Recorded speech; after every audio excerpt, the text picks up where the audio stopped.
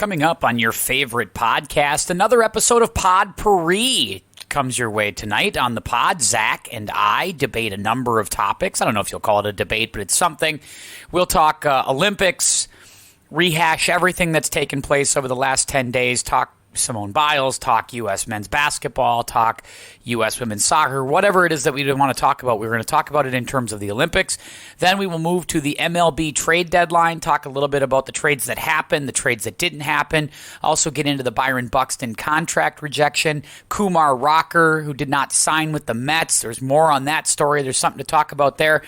The NFL COVID policy has hit home as the Minnesota Vikings are in turmoil right now. The head coach seemingly publicly at odds with some of his team that won't get vaccinated. We'll talk a little bit about what's going on there and anything else that may come to pass. Evander Kane, the hockey player up there, there's a lot of stuff to get to, and we'll try to cover it all over the next hour. It's Zach and I. It's the PODpourri, and it comes up next on the pod.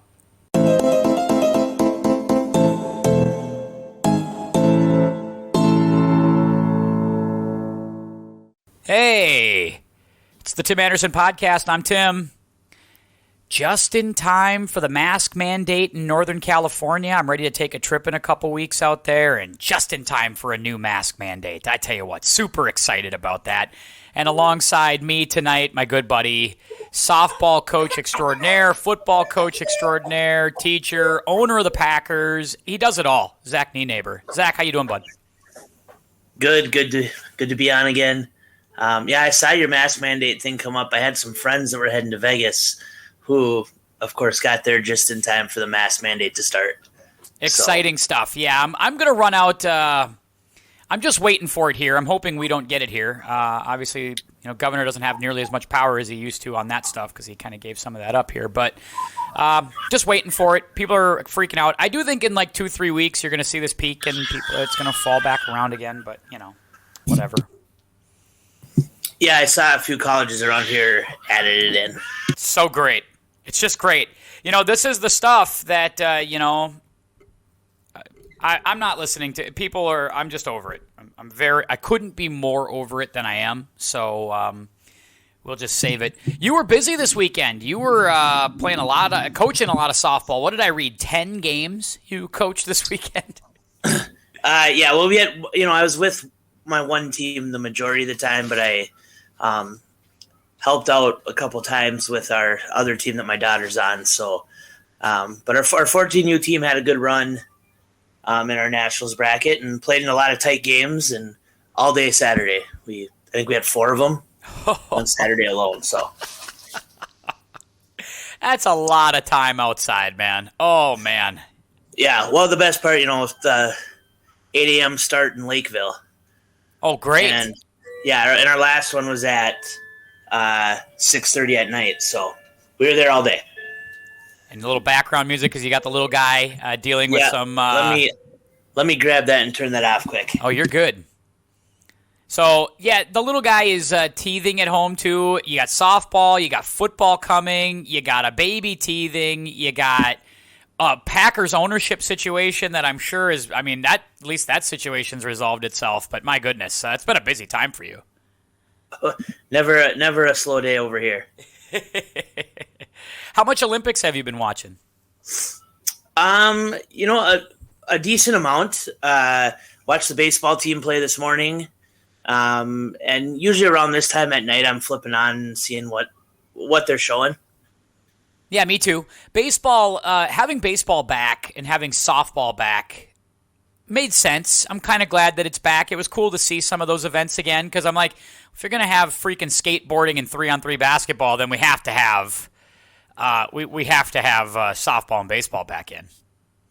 Yeah, it was fun to see. I don't think it's back though for 2024. Ooh, right. 2024, they're in Paris. Paris, yep.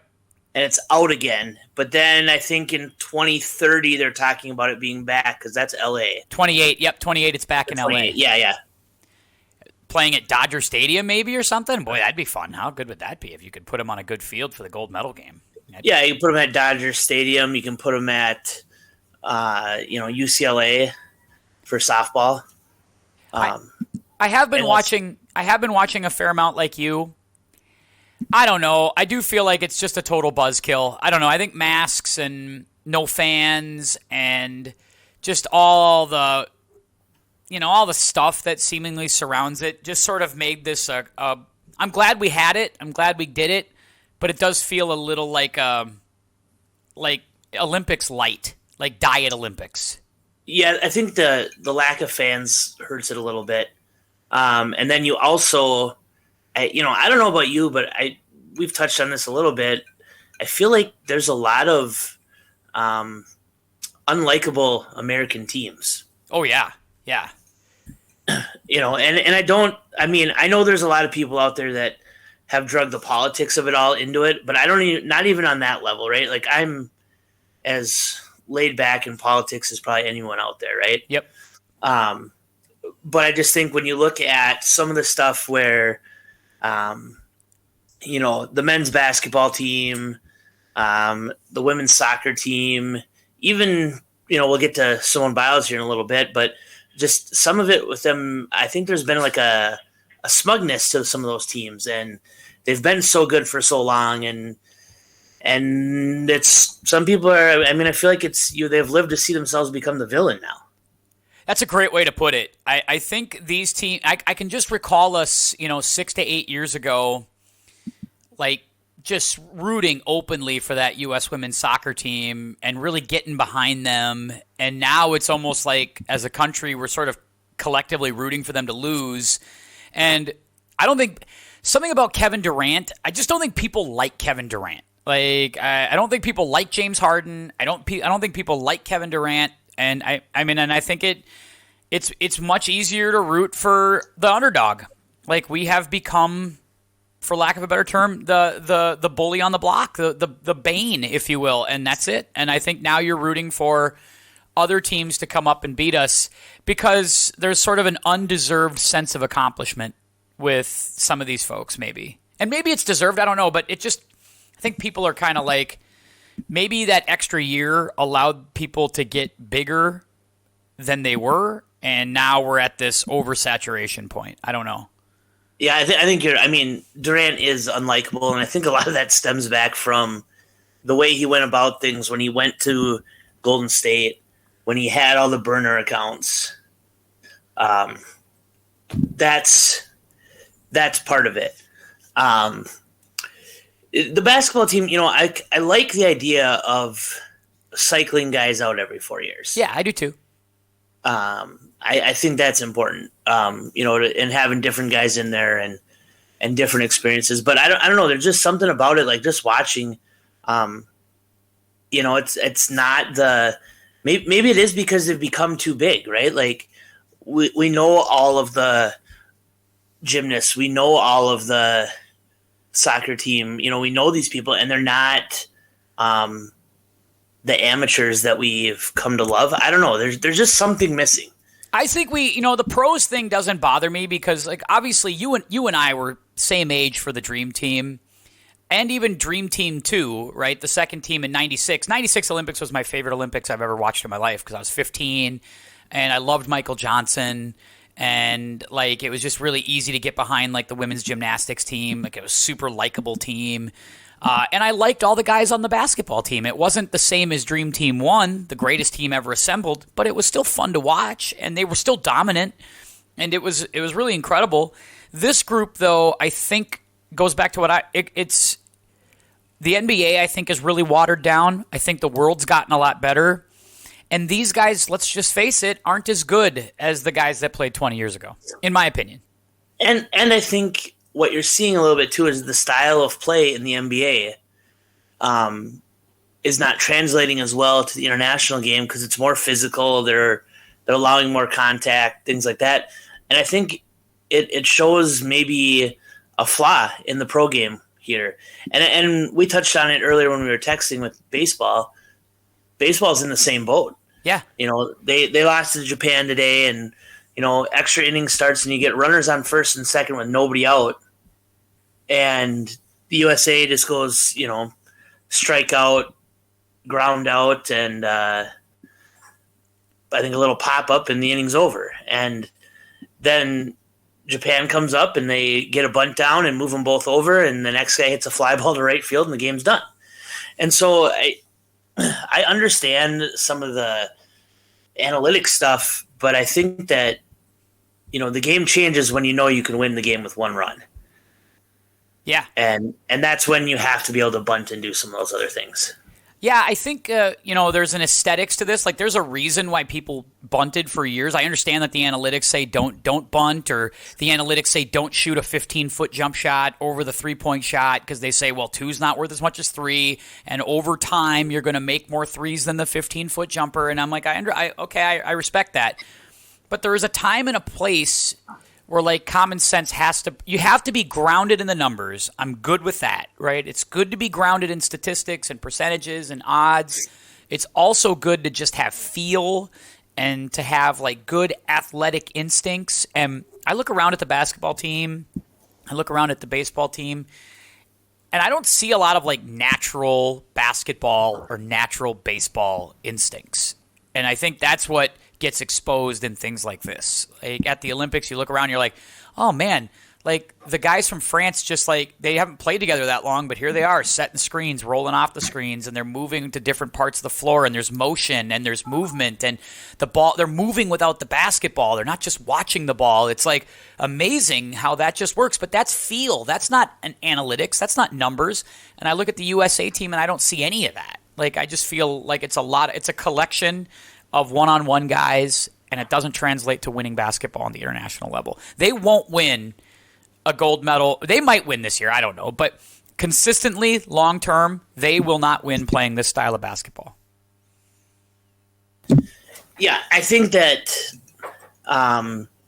it's like we said, it's shown a flaw, and the interesting thing about all the analytics, right, is analytics became big with Moneyball. Right? Yep. So everybody always associates Moneyball with analytics. But what Moneyball was all about was finding something that you could be really good at that nobody else was good at. Right? That's why Moneyball worked, right? They went in, they found OPS, and they just focused on that. And it didn't matter what else you could do, we were going to be really good at this. Because they didn't have the money to compete with anyone else. Like, that's not the case in Olympic basketball. It's not the case in, these other things. Like, you have good teams. And so the idea that it's just analytics to win games, I think, is wrong, because I really do wonder what the numbers would look like if all of a sudden you went the opposite direction of everyone else and said, okay, we are going to be the team that bunts and steals and moves runners, and we're going to find guys who are really good at that, and then we'll see where we're at. I think that takes you back to, like, why the Twins in the early 2000s were, like, half decent, like why they went on a run. If you look at their roster, or even the Oakland A's, post Jason Giambi, it's not like they were full of a lot of Hall of Famers. It's not like you got a bunch of all-stars there. But the whole was greater than the sum of the parts because you played defense, or you pitched, or you got a bunt down, you were able to move guys over with stolen bases, things like that. I feel like those are the things you got to have when you're without, and that's what you're seeing in the international game with international baseball and basketball. Those teams are like, oh, we don't have 6-7 guys who can jump out of the gym. We don't have, point guards with the handles of a Kyrie Irving. But what we do have are a bunch of dudes who can shoot, a bunch of dudes who can set screens. We got a bunch of guys who do this, and they're like, okay, we'll just do that. We'll just run them off the court to death by doing the things we do well and making up that deficiency, as you pointed out. Yeah, and you wonder how much of this has to do with, like, the whole Olympic setup, right? Like, that the U.S. is using. Like, is our process for picking the team the right team? Yeah. Is the coaching the right coach? I mean, I think we all agree that Popovich is a good coach, but he's a little old and curmudgeon-y. Hard to like. That's another part of this, too. As much as I like Popovich, he's hard to like in this current situation. Yeah, and so I think maybe they need to take a look at some of that, and I get it, right? Like, at some point, we're not going to win every gold medal. Yep. Right? Other countries are going to get good at things, and we're going to have a bad week or whatever. But I think there's some things that they need to look at overall. Let me ask you this on the Olympic side of things with golf. Yep. it is the gold medal in golf important? I think it could be. It did feel to me like this week they're playing the WGC in Memphis, the World Golf Championship, and that's going to feel a lot like what we just watched. It really is. And that's where you kind of wonder, like, maybe we have to look at the format for golf at the Olympics to make it feel different. Because right now, as a 72-hole stroke play event, it might identify the best golfer. Like, it gave Xander Schauffele the gold medal. It makes total sense. Xander Schauffele was one of the highest-ranked players going in. 72 holes, he's the best player. And we had 10 really good players vying for 3 spots at the end of the day. So it was entertaining. But did it feel different from a PGA Tour event? Not really. And that's where I think they could take they could look at some format stuff and say, what can we do to make this different, more interesting? Do we have to have a team component? Do we have to have an individual component to go with the team component? Do we play match play? Do we play different kinds of formats? That's the stuff that I think they need to think about. Because right now it does feel a lot like what we've been watching. Is there any way, though, that golf would give up 2 weeks to the Olympics? See, that's the comeback, is you're asking PGA Tour guys to, basically right after the Open leave, especially this year. Boy, I mean, Patrick Reed, to his credit, did get on a plane from Minneapolis after the 3M Open and flew there and played, by Wednesday morning or whatever it was. So, give him credit. But, yeah, would tour players give up 2 weeks? I don't think so. But would they, if you could make the event 5 days instead of 4 days, would they give you the extra day? Perhaps. Like maybe it's 36 holes of medal play that qualify you that award a team trophy or an individual trophy, and then we play match play with teams, for like the top 10 teams or top 12 teams, like pool play almost. I mean, I think that would be kind of an interesting thing. A team scoring thing with the individual component. I think I could get down with that. Yeah, I just wonder the value of some of these sports in the Olympics, like, golf, tennis. Tennis and golf are in the same boat. It's weird. Right, we're playing 4 majors a year already. Yep. Along with 4 WGCs in the name of golf. Like, golf does this mini limited field thing 4 times a year along with the majors. So, like this week, I'm telling you, like 85% of what you just saw in Tokyo, you're going to see in Memphis this week. Yeah, and I mean, I guess, advantage, seeing some new courses. Yeah. Right? Yeah, there's pluses to that. Right. But I wonder, like you said, there's a way to spice some of that up. And you know what? That's the American point of view on golf. Korea took this really seriously. They have mandatory military service for all of their men, 28 or 18 to 28. And they have 2 golfers who are really good golfers on the PGA Tour who are coming due to go take their mandatory 2 years in Korea. But they were going to waive it if one of those guys could bring home an Olympic medal. So those guys skipped a major to get ready to go play that. And obviously they didn't get it done. So they might be staring that in the face yet again. So I think other countries, and Japan obviously as the host country, put a lot of pressure on Matsuyama to try to bring home a medal.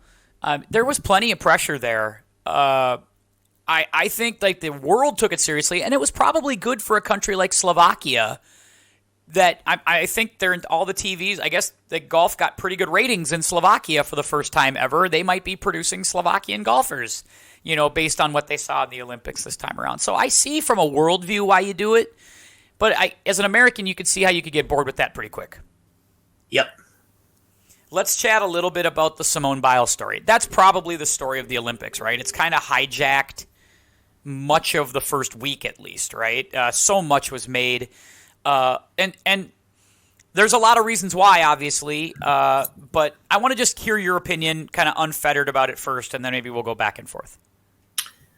Yeah, okay, so I'll give you a little background on it, too. 'Cause I kind of had my opinion on it, and then I wanted to get someone's opinion who's understands gymnastics. So I called a friend of mine who is, or texted, who's a gymnastics coach here in the district with us, and was a gymnast, and she was pretty ticked off when it happened. Oh, And she feels like there's a lot of she gets protected a lot, and that surprised me. interesting. That's very interesting. And I think the interesting thing to me with this all is I feel like, you know what, we should be able to have this discussion. And it was really interesting to me how after about 24 hours, anybody who brought up negative about it was shut down pretty quick. And I liked what you posted about it, and we can get into that in a little bit here. But I'll say this: when you spend all the time calling yourself the greatest of all time, and you put the rhinestone goat on your leotard, you open yourself up for criticism, even if it is under a criticism for mental health, right? Because you've brought a lot of that pressure on yourself. And so I think that we are definitely should be able to have a conversation about this. And it's fine to be on either side of it. There's not a right or wrong answer. But I also think this is another piece of wanting women's athletics to grow, is that as women's athletics grows, there are going to be times when they are criticized, because it feels like anytime the women's game is criticized by a male, then people come back and saying it's sexist. And that's not necessarily going to be the case here, right? Like, you know me, like I'm an equal opportunity ripper. Yeah. And you coach a girls' sport, in fairness. Yep. So you're and I don't hold back on. I'm ready to fire the coach before everyone else, I think. But I think that I think she brought a lot of it on herself, and I totally respect what she's done, and it's amazing. But when she did it the way she did it, it's going to open yourself up to criticism. Yeah, people who say this is a kind of a stain on her legacy or whatever, I'll start with by saying no, it's not, because she didn't have to do anything at this Olympics, and she already probably was the greatest gymnast of all time. Correct. They changed rules for the game because of her. There's 4 or 5 gymnastic moves named after her. She is beyond reproach as far as her place in the world of gymnastics. So this is not a criticism at all of her abilities she is the greatest gymnast I've ever seen. And I do watch Olympic gymnastics every 4 years because I enjoy it. I think there's real talent in what these girls do. And obviously Suni Lee, that was amazing, right? I mean, it's a fantastic story that she was able to win. Now, here's what I'll say. If listen, regardless if you're the GOAT, not the GOAT, put rhinestones on your... to be fair, you do open yourself up. 100% agree with that. And that's 100% fair. I do think, though, this sport... When people said, well, Scottie Pippen, what's the difference between this and Scottie sitting out in, Game 7 when Tony Kukoc hit the game-winning shot? I'm like, that's a huge difference. I don't think she quit on her team. In fact, she was standing there cheering, rooting for her teammates. This is not the same thing as an athlete pouting and quitting. This is an athlete who, for better or for worse, I'm not in her head, I don't know, but she felt mentally she couldn't do it. And she has what they've called like the twisties, or what she says it is, which is where you feel disoriented and you can't find your landing spot. Gymnastics is 100% more dangerous than golf or tennis or basketball. One wrong move, you could break your freaking neck in gymnastics. So I'm not going to... If you're not physically or mentally ready to compete, don't compete. I'm totally fine with that. You also, though, have to understand that when you go on every television commercial for 2 years and you are the face of American Olympics and people don't get to see you on TV for reasons they don't understand, you're going to get criticized for that. Like that is going to happen, fair or foul, and that's sports. Like that's competition. That's how this works, right? Tom Brady gets destroyed for football deflation, as silly as that was. Aaron Rodgers got destroyed in certain areas, fair or foul, for this whole thing the last couple weeks. These athletes who put themselves out there, Kevin Durant, Kyrie Irving, down the line you go, Tom Brady, they're all subject to it when you get yourself up to that place, right? Tiger Woods got it. Everybody gets it. Nobody's immune. And that's part of this. Fair or foul. And that's, look, I coach an activity that's 70% female. You coach a girls' sport. I want them to be treated the same as everybody else. I want male and female activities to be treated the exact same. But with that means you have to figure out how to balance that. And I still don't know how to do that yet, and I don't know what the right answer is. And I feel bad for her. I feel terrible for what's happened. At the same time, it's a really tough spot. It's a tough spot to be in for teammates, for the Olympic Committee, for her, for fans. It's tough. Yeah, and I think it also magnifies what we're doing right now, right? Like, everything on Twitter becomes negative. Yep, it just does. Right? It's you. It doesn't matter what you say. There'll be somebody there to disagree with you. I don't know. It's and so I get it, right? Like I am okay if you want to talk about the criticisms here, but I also think where you talked about with the Carrie Strug stuff, right? Yep. And pushing kids and too far maybe, and where's the balance and stuff. And I thought it was a good conversation. Yeah, I think so. I brought it. I just posted. I read a post online. This is where social media can be valuable. I think by and large it's a septic tank, but it was a good post on Carrie Strug and just how we look at that moment and we say, man, that's her moment in '96 is one of the greatest moments in Olympic history, but yet it probably ruined her. Like, I mean, that ended her career. Maybe it's the greatest moment in Olympic gymnastic history, but it also is a moment that an 18-year-old girl, went through some immense pain and had an immense injury and was being pushed by a coach to keep running and doing vaults on a bad ankle and a bad leg. And I just think we do have to find that line. And I think as fans, as coaches, as athletes, we got to figure out, we have to figure out where the line is. Simone Biles found her line, and I think that's okay. Like, I'm not upset about that at all. And I don't know. You wish it could have been handled differently. You wish maybe it could have been something that we could have talked about more on the front end. We do need to have a more nuanced discussion about athletes and mental health and physical health and coaching. There's so much of that I think this conversation could spur. But the problem is that the people who are loud online don't want to have that conversation either way. I think that's why we have a podcast, Zach. Yeah, no, I agree. So that's the Olympic story. We're going to keep watching. The swimming has been kind of as my wife's hooked on swimming and diving. We've watched a lot of that. Good to see.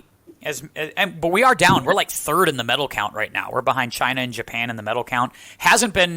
It just hasn't been the star-studded Olympics. And again, part of that's because it's a year late. But maybe we'll rev up because now what are we, like less than a year away from the Winter Olympics? Is that going to happen right away this winter? Yeah, I think we have. Well, I think, don't we go 22, right? It's in 22, winter of 22? Yes, I think. Unless they've moved that to 23, but as far as I'm concerned, I don't think they are. Ugh. I'll tell you, I swimming I can watch. I think it's amazing. The diving I struggle with. I like the synchronized diving. I don't know what I'm watching. Yeah, that's the thing. When old Cynthia Potter breaks down what they're doing, I don't know. Like, I don't know sometimes. I know that you can't have a lot of splash. That's what I've figured out. The more the splash, the worse the dive.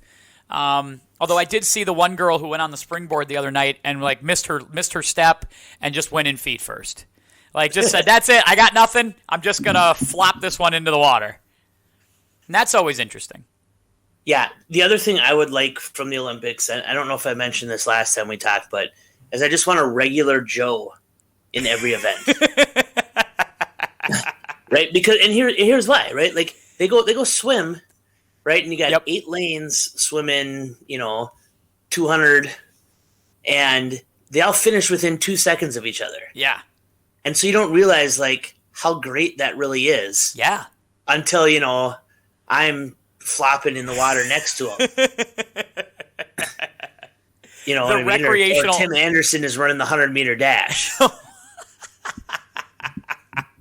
They throw it to a commercial break. They come back. I'm just finishing. That would be something. You're right. It'd be interesting. Like take like the JV, the random high school JV breaststroker, and just throw them in the pool with these Olympians and see how it goes. I'd pay to watch that. I really would. Although I think in boxing or judo that could get really dicey really quick.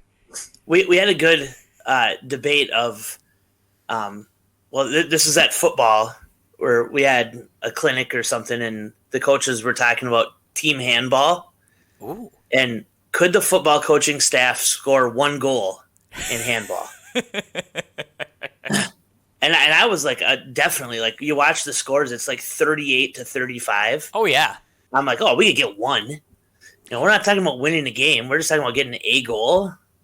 The one that blows me away is like watching table tennis and badminton, because you and I play that, right? Like you'll play a game of ping pong with somebody, and you'll play a badminton game with somebody in a backyard, and it's kind of fun. These people are insane. They're insane what they're able to do with the I don't know if I could score 1 point or stop 1 point or have any kind of rally in a table tennis match with an Olympian or a badminton match. That could get out of hand in a hurry. Yeah. Oh, for sure. For sure. Although, can I just say this? 3-on-3 basketball, let's nix that. Let's get that out of here. That's the worst thing. That is anything I can play in the YMCA, I don't want in the Olympics. I don't want it. It's not any good. It's bad. Get it out immediately. Yeah, I was not a fan. Yeah. Oof. And how did the U.S. not even make it? How do you mean the U.S. men can't get 3 guys to play basketball in a half court? It's all we freaking do in these gyms. You're trying to tell me we don't have 3 people? Jesus. It's ridiculous. All right. Let's talk baseball for a minute. The MLB trade line came and passed. Deadline passed. I felt like there was a lot of movement. I felt like there were more guys moved this year than most years. Do you think so or no? Oh, yeah, definitely. I was thinking about that today when we were talking about this, setting this up. A ton of moves, right? The Cubs had a fire sale. Sale. They traded everybody. The Twins traded a bunch. Yep. It was an amazing deadline, in my opinion, because we had a lot of movement of guys who mattered. Absolutely. A lot of guys. It's going to create an interesting October, which I haven't been really all in on the baseball this year, but I'm kind of in after you see like the Dodgers getting Scherzer and Trey Turner, and you start to go like, okay, well that confirms some of the Trevor Bauer stuff, right? That confirms that. I like what these trades tell us, right? Or what these trades don't tell us. The Scherzer trade says Bauer's not pitching the rest of the year, and he'll never pitch in Los Angeles again. Is that fair to say?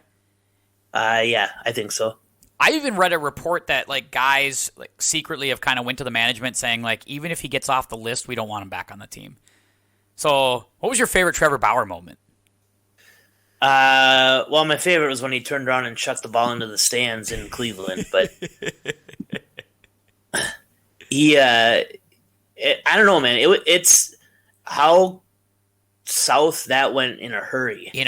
Lightning fast, because he was pitching well for them, but as soon as, it starts with sticky stuff, and then it got into a really sticky situation after that, and that's a tough scene. You've been waiting to use that one all day, haven't you? I kind of have. Look, man, whatever floats your boat in the world of, dates, whatever, but be smart. Gotta be smart out there. Bauer, not smart. Bad news. Amazing. All 3 Cubs guys homered in their debut with their new team. I noticed that. That's the Cubs fans have to just be distraught. Although it's interesting that the Javi Baez trade happened because people were making it sound like the Cubs aren't going to move Baez, and certainly not to the Mets because, Baez basically said 3 days in advance, I'd like to play with Francisco Lindor. I think that'd be a lot of fun. I'd really enjoy it. Well, here you go. Now you got Baez and Lindor in New York. That's fascinating for a number of years, I think. Yeah, that was the one that surprised me. That one shocked me. He did. I think pull a hammy today's game, but so maybe Shocking. not. not for long, but Maybe we'll hold off on that one. it was a great deadline. I really like the Twins deals. Yeah. Getting anything for J.A. Happ was a steal. Yeah, getting warm-blooded human beings for J.A. Happ was a great trade. And then I would say, I think they won the deal with the Blue Jays. For Barrios, yeah. Yeah, because he wasn't going to stay. No. And all these people talking about, the Twins should have just paid him. The Twins should have paid him. What? Here's Pay the deal. him what? Well, that's part of it, right? I mean, he's not a number one. He's not. No, he's not. But they were determined to go to free agency. And once they got to free agency, it doesn't matter what the Twins offered, someone would offer more. For sure. No question.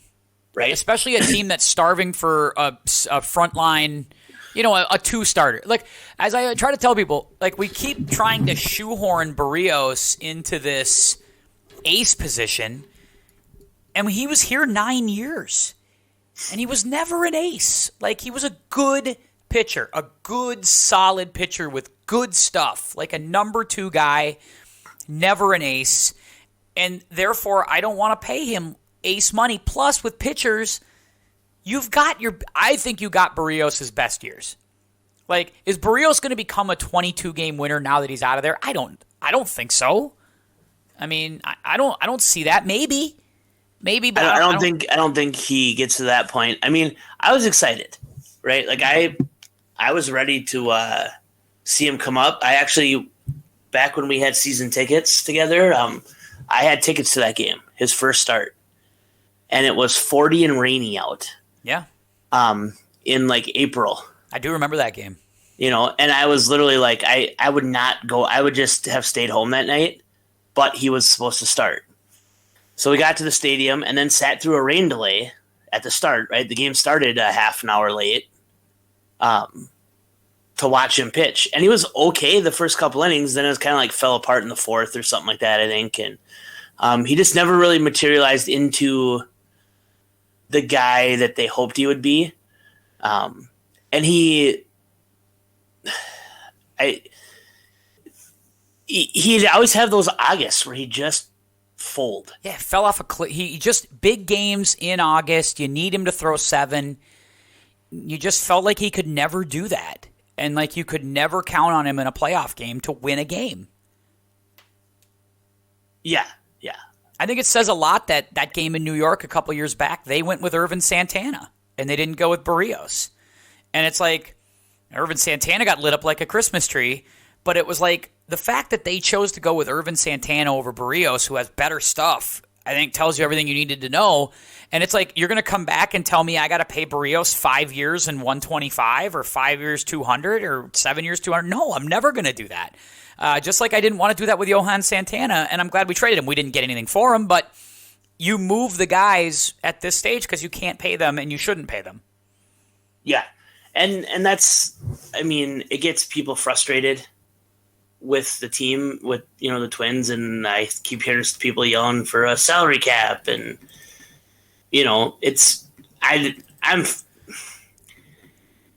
that's what the Twins are going to do, right? They're not going to pay the mid-level guys. If they get a big-time guy, they can pay him. But what you can't do if you're going to have a self-imposed spending limit is pay big money for the third, fourth, and fifth guys, right? And that's why every year they try to go with a reclamation project at the back end of their rotation. Yeah, and sometimes it works. Sometimes you get Carlos Silva. Sometimes you get Michael Pineda, who's pitched pretty well. And sometimes you don't. And I think the hope for them has to be now that these young guys hit. Right. They've got 5 or 6 big-time arms in the system, including the guy from the Blue Jays. I mean, he's striking out batters left and right. But what they need to have happen is they need, 2 of those guys to end up being number 1, number 2 type starters. And 2 more of them to either be back-end rotation guys or solid relievers, because that's what this regime is really going to be judged on, right? And that's why they were brought in. They brought him in because they thought they could develop pitching, And if they're not going to develop pitching, they're not going to stick around. Correct.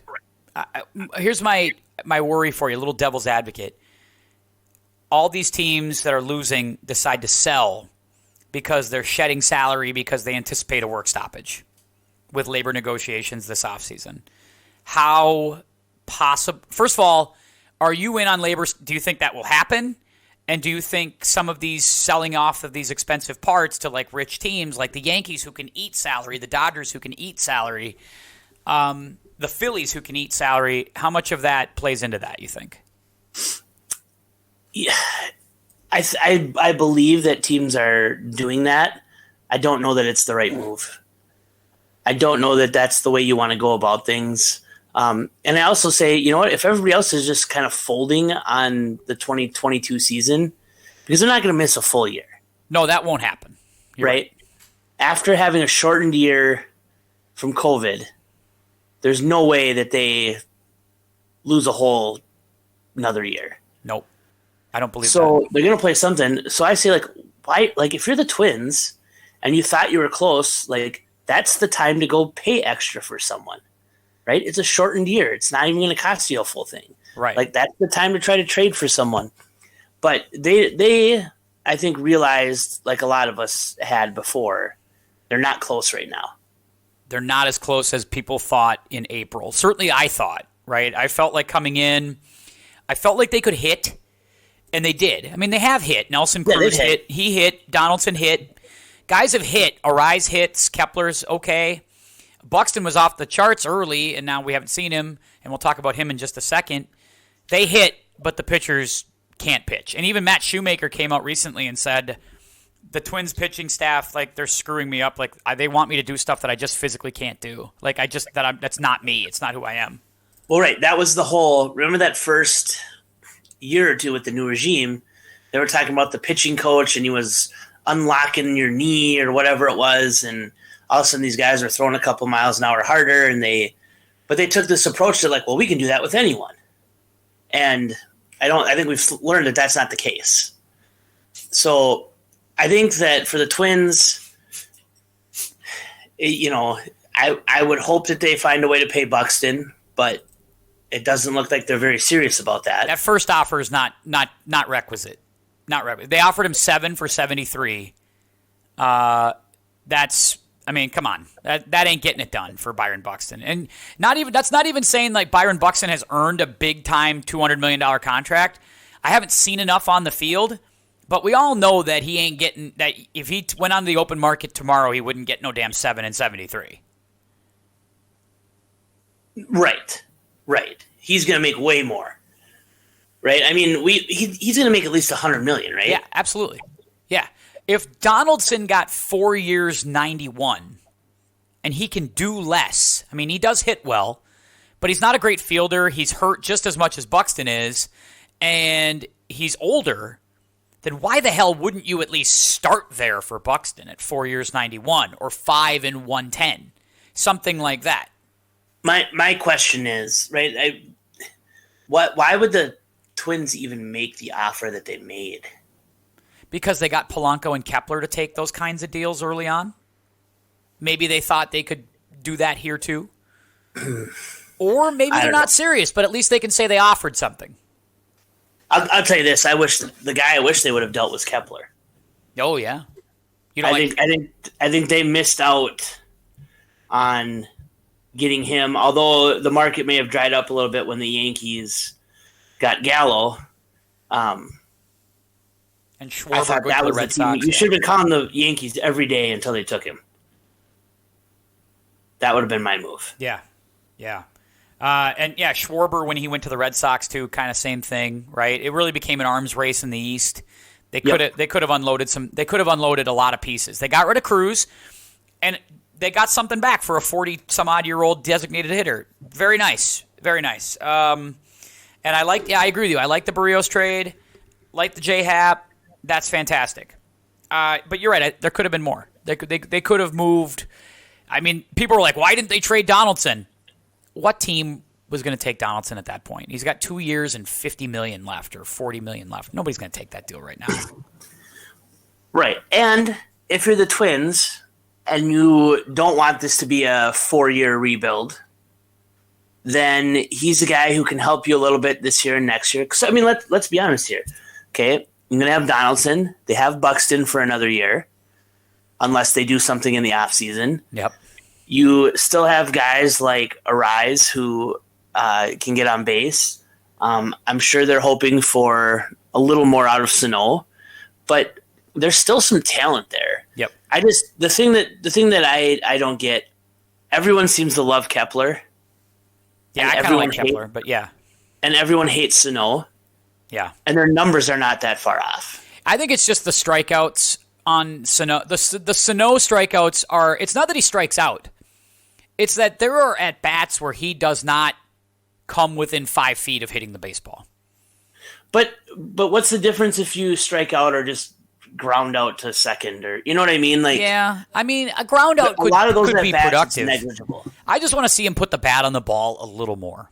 I think he's bought into I'm either going to strike out or I'm going to hit a 3-run homer. Well, I think we all would like to see him hit the ball more. Obviously, like when he hits the ball, good things happen. But I don't know. I feel like it's a love fest for Kepler. You can't pay him, though, like $15-20 million. You can't pay a guy who bats 215, 220. Like, you just can't. And a guy who strikes out 250 times a year. Like, look at Adam Dunn. That well dries up really fast. And all of a sudden, he's going to be 31, 32, can't move, can't play the field, and can't hit. Yeah, no, I get that. I mean, they're going to start paying Kepler $8, $9, $10 million a year, I think, coming up here. Yep. Right? His deal slowly climbed. I'm looking it up right now. So he makes $7 next year, and then $8.5, and then $10. And he's a guy who only hits 220. This year he has not hit well. This year he has not hit well. You're right about that. He hasn't. He's only hit one year.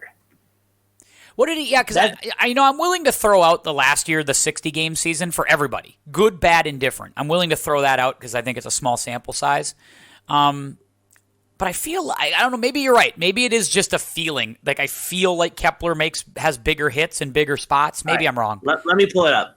Okay, please do, because I'm honestly not working off numbers. I'm working off feel. He's hitting 206. Yeah, it's not good this year. He's not hitting. Right, we're throwing out last year where he hit 228. Okay, 2019 was his big year. He hit 252. Yep. And he hit 36 home runs. Yep. But in 2018, he hit 224. Yeah. But 2017, he hit 240. You feel like he hits better than that, but the numbers don't lie. You're right about that. Right. And his slugging in 2018 was 408. I mean, that's nothing. You're right. So that's where even now, right? He's slugging 431.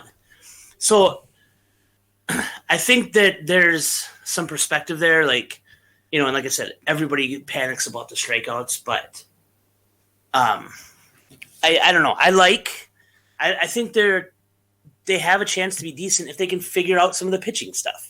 And they've got a lot of young arms. And it's going to be interesting. Are they going to call them all up at once? Or are they going to scatter them? Because that's what, there was a time when the Brewers had a ton of young guys coming up, when they had Prince Fielder and Ricky Weeks and Braun, and there was somebody else too. And they called them each up like, a couple months apart. They didn't bring them all up at once. They brought them up over 2 years and scattered them. And the plan of that was like, well, these guys aren't going to all struggle at the same time, and then they also don't all hit contracts at the same time. But that's going to be the interesting thing to see is how do they handle all of that. And that's going to be part of the labor thing too, I think, in the offseason is figuring out how to – I think the players want to see some of that service time stuff, of the tricks and the Twins are notorious for it, for the service time nonsense. And I think the Cubs are too. I think a lot of this Chris Bryant stuff really kind of – I think there's always been deep-seated stuff based on service time and contracts, and I think that pisses off a lot of players. But I think they want to see that go away. That's the thing, too. The Twins did it – they do it this year with Kirilloff. Yeah, I think they did. Right? And it was like, well – and their excuse was, well, he didn't hit very well during spring training. it's such a farce because if he had hit 400 during spring training, they would have said he needed to work on hitting the cutoff man. Yeah. They would have said he needed to work on his base running. Like, they were going to send him down for 3 weeks no matter what. And those games, I mean, if he was good enough for them to call up and start in a playoff game last year, but now you're telling me he can't make the 25-man roster this year? Yeah, I don't buy it at all. I don't buy that at all. Yeah, it's stupid. And so I think that's going to be a big sticking point. I think that changes a lot of the Twins' strategy, and I wonder what they'll do going on with that one. Other trades, just to kind of get people, in case you missed some of them, because there was a flurry of them. The White Sox loaded up. They got Craig Kimbrell. They got Cesar Hernandez. The A's picked up Yan Gomes and Josh Harrison. Javi Baez, like I said, went to the Mets. Eddie Rosario, our guy, went to the Braves. Any of these really, like Anthony Rizzo to the Yankees? Anything that you were like really like uber surprised about, or anything that jumps out at you as like, wow, that's a great trade or a bad trade or something that I'm you thought was surprised on how many trades the Yankees made. Yeah, for a team that doesn't seem like they're what are they? Are they in third? What are they? They're in third, but they're only a couple games out of a wild card. Right. So I get that aspect of it, and I get that it's really hard to sell in that town. That's true. And the other part of it might have been, too, they don't really have a lot of sellable pieces. They're the players worth trading have terrible contracts, and, the other guys are old, and so they didn't have a lot to sell. Right. So I get that, but it's going to be interesting to see now what happens because of this, because they were aggressive. They went out and got a lot. I like the Kimbrel move for the White Sox. Anytime you add bullpen depth, that's a good thing. And he's been pretty good.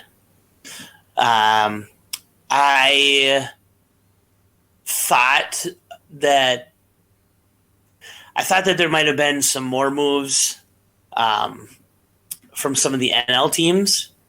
Yeah. And, what's interesting now is what do the Padres do if Tatis is out? Yeah, you feel like they got sniped because all signs were pointing that they were going to get Scherzer. Like all the tea leaves, like Ken Rosenthal and all those guys were saying Pods look like they've got the Scherzer deal done, and the Dodgers came in and sniped it. Then you lose Tatis a day later on a slightly dislocated shoulder. You don't get anybody of real substance in the trade deadline.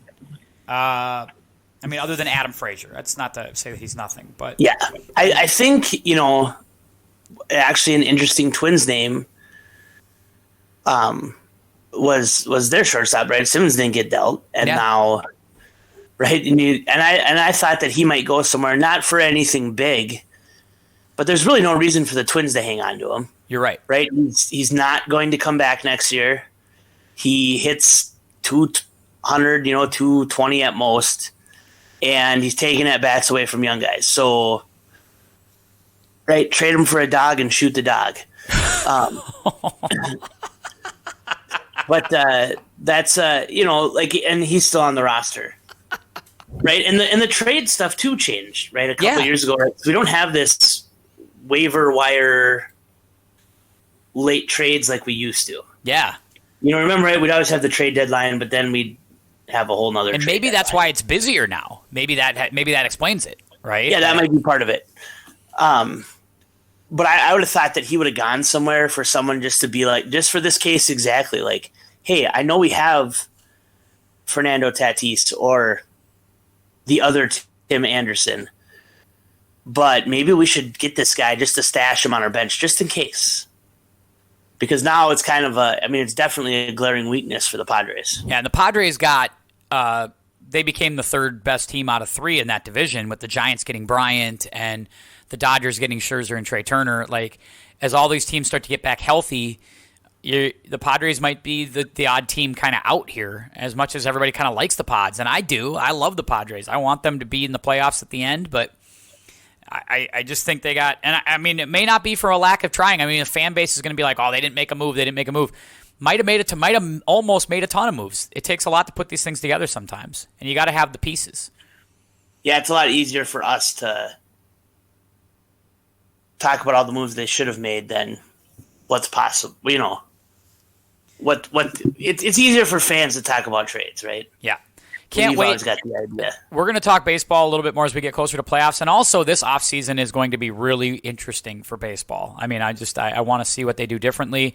I've been reading a lot, kind of listening to a lot of people and talking to baseball folks, too, about kind of what the new labor deal might look like. And I think you'll see DH in both leagues. I think you'll see something done about service time, something done about the shift. I mean, you're going to see – I think you're going to see some crazy things come out of this. Yeah, it'll be it'll be interesting to see how it all shakes out and how much influence the commissioner has on it all, because I think it's clear people don't like him very much. Yeah, I think a lot of people don't like him on both sides. I think you're right. Yeah, fans don't like him, players don't like him. I don't know if the owners like him. Nobody likes him. So yeah, I don't know how he comes out of this. All right, let's talk about. We talked baseball a little bit. Let's chat. I got to ask you. I know we talk football predominantly in our football pod with Ryan. Ryan is angry, furious, Zach, about this COVID Viking situation. Kellen Mond tests positive. That takes all the quarterbacks out of play. And Cousins has not said he hasn't gotten the vaccine, for the record, but he's kind of intimated that it's a private thing. He doesn't want to talk about it, which everybody takes as a non-answer, which means he hasn't gotten it. And now it's a mess on the team. Zimmer's out there calling people out in press conferences. It's a riff. It's a riff early. Your thoughts? It seems weird that the coach is going down this path. I understand being frustrated. I understand God, I can't imagine going 3, or whatever, 4 practices without a quarterback, period. Yeah. But how this doesn't help the locker room. No. It doesn't help the situation at all. None. So yeah, I don't know where to go from here. I don't know how you can get camaraderie and build some of that stuff with all of this kind of hanging over you. Same thing in Buffalo. I mean, the Cole Beasley stuff, they're fighting on Twitter. They're arguing on Twitter. There's already a talk about a move to Austin. I mean, Buffalo, I think you want to talk about a team that might fall back to earth this year. Maybe the Bills would be my pick early on. But the Vikes, I think this stuff's got legs. Maybe it's nothing. Maybe it's nothing. Maybe in 3 weeks when the Delta variant peaks, according to certain people, maybe this all kind of goes away and it all kind of dies and we don't hear much of it anymore. But I think this is a thing, and there's probably more going on to it than we know. And it is weird that Zim is so public about it. Yeah, and then the Vikings Twitter account is tweeting a lot of it and posting it out there, and it seems like it's just a recipe for a bad locker room. Yeah, maybe a mutiny. I feel like this could be how Zim's many last guys? stand. Do you know how many guys in the Vikings don't have it? We don't know. I mean, I've read a report that the league average, like the NFL league average, is about 70%, about 67, 68% of the players have been vaccinated. Yeah, I read somewhere today that the Packers had all but 11 guys. But I don't, like I said, I don't know where that is in terms of where everyone else is falling in line, Yeah. And I mean, I'm guessing, just like, I think the vast majority of people have been vaccinated.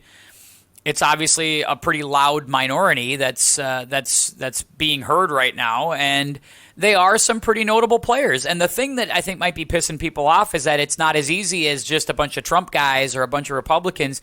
You're hearing a lot of guys that you think would be real liberal and real whatever saying they don't want to get it either, right? They stare at a DeAndre Hopkins and they think, well, wait a minute, what the hell? DeAndre Hopkins is supposed to be on our side, apparently politically, and he's not. I think that's one of the big fallacies that has come out of this thing is that anytime you hear or see anything about someone who's not doing it, there's a lot of insults. There's a lot of they're ignorant or whatever thrown out there. And I don't think that's always the case. Those are the people that are most vocal maybe come off that way. But I think there's a lot of people who, for whatever their reason is, right, have waited out and they've decided that this is the way they want to go. And I don't think you help your cause with name calling. Kind of agree. I don't know how this turns out. People are like, oh, but we're going to get games forfeited. We're going to get games canceled. I don't think that will happen. It didn't happen last year. I don't think it will happen this year. Do you think so? I mean, I'm not as worried about this as some people are. Do you think we will have a canceled game? No, and in the NFL, if you read the policy, it says if we can't move and reschedule the game, then you're liable, right? Yeah. So they're still going to flop the schedule around. They're going to do anything they can to play it if they can. There's an extra 17th week game to play too, so there's a little bit. There's a lot of variables going into this thing, but we're going to be playing football basically starting this week, Zach, all the way up till mid-February. We're going to have a game on every week from this point forward. I will be betting the under on the Hall of Fame game.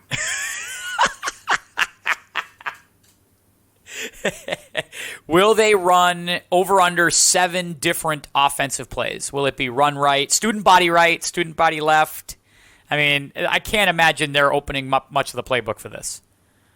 It sounds like they're not going to they're not even going to start the starting quarterbacks. Yeah, the fun times. You're not going to see Ben or Dak in the game. Of course not. Of course you won't see those folks. And if you're looking for more football talk on the pod, I know we got Ryan coming back in here real soon. He's got to cool off from all this Vikings COVID stuff. He's livid on Twitter at Sweet Cane Music if you haven't seen his stuff. Utterly livid. And he was livid with us, too, in our text stream. But we love Rye.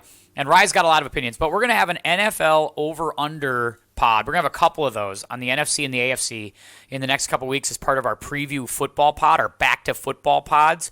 We're going to even try to mix in some college football pods this fall. I know Ryan's really excited about trying to do that. Zach, I'm sure, has got college football opinions and the ever-changing landscape of college football. That's going to get, and that's still, stay tuned. There's a lot more on that too. So we got a lot of football stuff coming up in the fall. Ryan, I, and Zach will be talking about that often. Last football note before we move on to 2 more items before we get out of here. Carson Wentz out 5 to 12 weeks, foot injury, bad news. What happens to the Colts? They call on Jordan Love.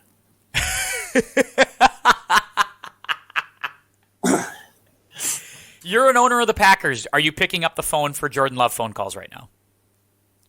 I mean, obviously, I would listen to anything, but I just hear like, oh, Nick Foles, right, Trubisky. I'm like, why would you go there first? Like, Why wouldn't you call? I don't know. Maybe try call to hit something bigger first. Why not just call back Jacoby Brissett? He's actually started for you.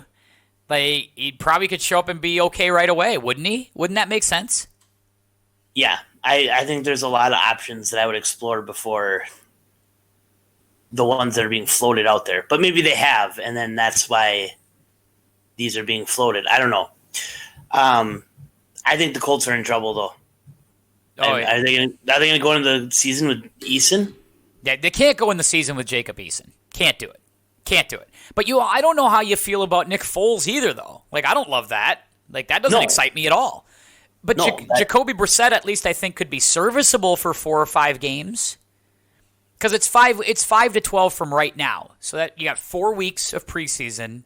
So that takes it down to maybe as early as week 2 or 3, as late as week 6, 7, 8. You got to just have a guy who can keep the seat warm for about 4 to 5 games. Eason, you'll be 1-4 if Jacob Eason's the quarterback. You could be 2-3 with Gardner Minshew, or 3-2, or 2-3 with Jacoby Brissett, and I think I'd rather just be that. For sure. A lot to talk about with football.